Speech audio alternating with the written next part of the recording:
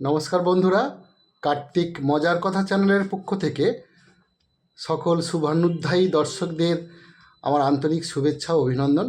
অনেক দিন পর এই আবার নতুন করে ভিডিও করা শুরু করছি।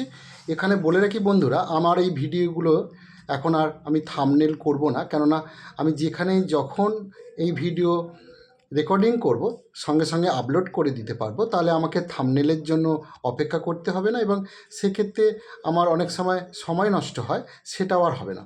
তো আজকে একটা বিশেষ ধরনের ডাক্তারি প্রবলেম নিয়ে আজকে এই ভিডিও করছি।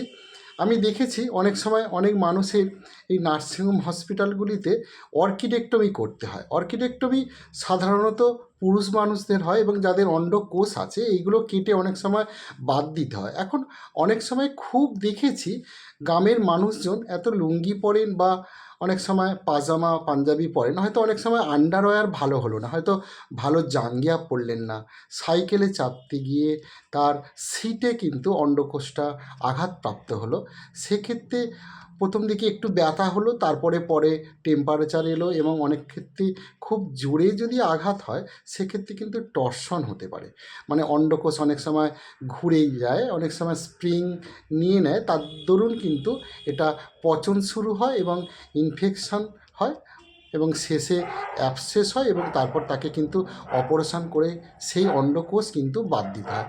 অনেক সময় একটা অন্ডকোষ নিয়েই অনেক মানুষ হয়তো বেঁচে আছেন পৃথিবীতে। অনেক সময় আমরা এমনও দেখেছি আনডিসেন্ডেড টেস্টিস, যেটা নিয়ে আমি আগের একটা ভিডিওতে আপনাদের বলেছিলাম, যেটা জন্মসূত্র থেকেই পেটের মধ্যে অন্ডকোষগুলি থাকে, বাচ্চা জন্মাবার সঙ্গে সঙ্গেই কিন্তু ওটা অনেক সময় নামে বা আরও কিছু পরে 24 ঘন্টা, 1 মাস, 2 সপ্তাহ পরেও কিন্তু কারো কারো অন্ডকোষ নামে এবং যাদের 8 বছরের মধ্যে ওই অন্ডকোষ স্কোটালের মধ্যে যদি না আনা যায় সেক্ষেত্রে কিন্তু সেটা নষ্ট হয়ে যায় এবং আরও পরবর্তী ক্ষেত্রে সেটা ক্যান্সার হয়। আজকের বিষয় হচ্ছে অর্কিডেক্টমি কোন কোন কারণে করা হয়।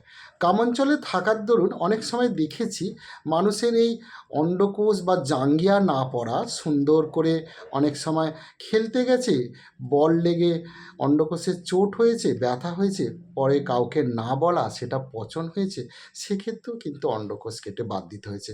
তো বেশিরভাগ ক্ষেত্রে ইনফেকশান থেকে অনেক সময় বাদ দিতে হয়।